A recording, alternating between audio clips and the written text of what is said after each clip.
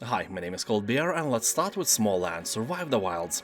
Here you'll traverse puddles as big as a lake, scale skyscraper-sized trees and scramble through cavernous cracks in roads as you explore a huge open world from a new perspective. Well, honestly, we all saw this in Grounded already, but that game is obviously oriented to a younger audience, and Smalland is more like a traditional open-world RPG with heavy crafting and survival elements. Yeah, keep that in mind. The game is filled with various challenges. The squirrel gangs that see you as a walking peanut can be a little overwhelming and add an unexpected twist to your tiny adventures. One of the coolest things is that you can ride various creatures, and not only on the ground, there are plenty of flying mounts as well. And for me, after flying for countless hours in Hogwarts Legacy, it's very hard to go back to any game that doesn't have this feature. Anyway, you can play the game alone or with friends, but keep in mind that it is still in early access, so you can run into various problems nobody else has ever even seen before. Also, if you are afraid of spiders, fair warning, you are a pussy.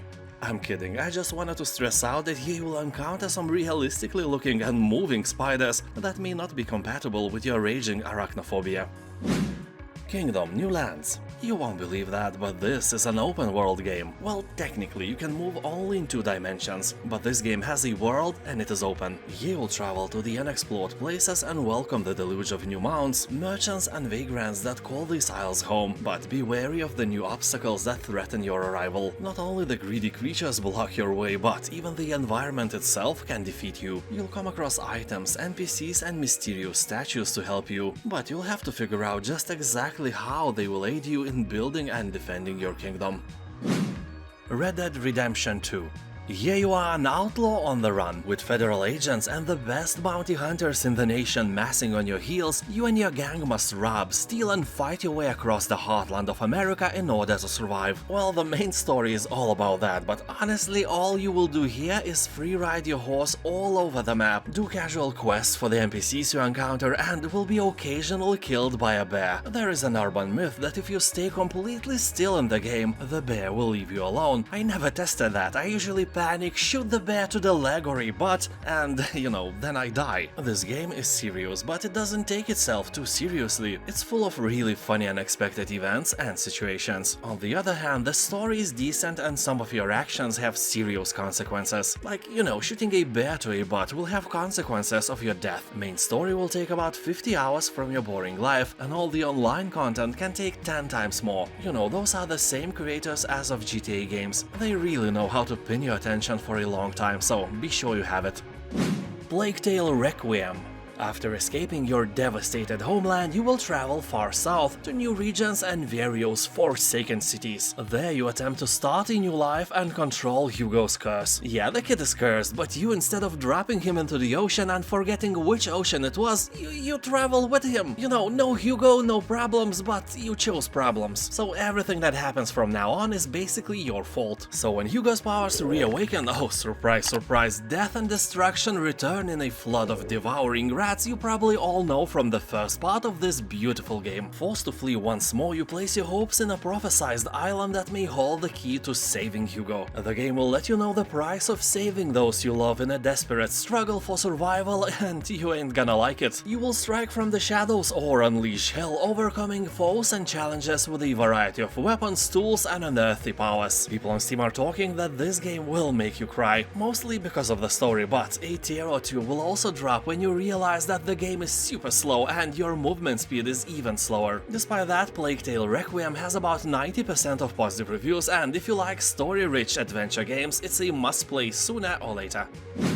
Total War 3 Kingdoms. This game recreates epic conflict across ancient China, and it is made very well. You will battle across lush subtropics, arid deserts and snow-capped mountains. You will encounter the Great Wall of China, Yangtze River and many other historic and nature-made monuments you have no idea ever existed. 3 Kingdoms is a great game, and in some aspects it overshadows even the Warhammer trilogy. For totally new players it can also be challenging because the learning curve is really steep, otherwise it's fun, with epic campaigns and battles. CryoFall.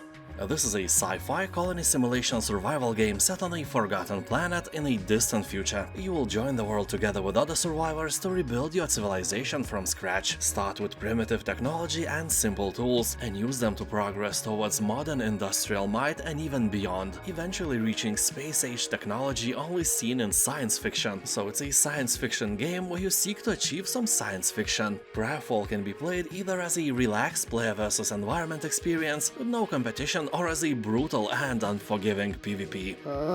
Make your choice and join one of the many available servers with different game modes, or host your own and invite your friends to join you. However, it's important to keep in mind that CryoFall is not for the faint of heart. The unforgiving environment can be brutal, and you might find yourself in situations where even a tardigrade would be jealous of your survival skills. Vagrus, the Riven realms. When I was a teenager long time ago, I always tried to invent some board games in the image of Dungeons & Dragons or GURPS. I created maps and heroes on paper, made artifacts with backstories, and when I saw Vagrus for the first time, I realized what it reminds me of. It looks like all those games I invented back then came to life in this professionally made story-rich game that is honestly more of a story than a game. Although keep in mind that Vagrus is a very hard game. If you are looking for a casual experience, it is definitely not a good choice for you. So here you'll find a vast realm to explore, filled with unique locations, strange factions, and a colorful cast of characters. The continent is a wasteland riddled with arcane anomalies, swarming with twisted monsters, and haunted by roaming undead even after long centuries of rebuilding. People on Steam are saying that this is a beautiful game, but only for those with the patience and critical thinking. Despite that, the combat here is very basic and based on RNG, so don't expect miracles. Stolen Realm.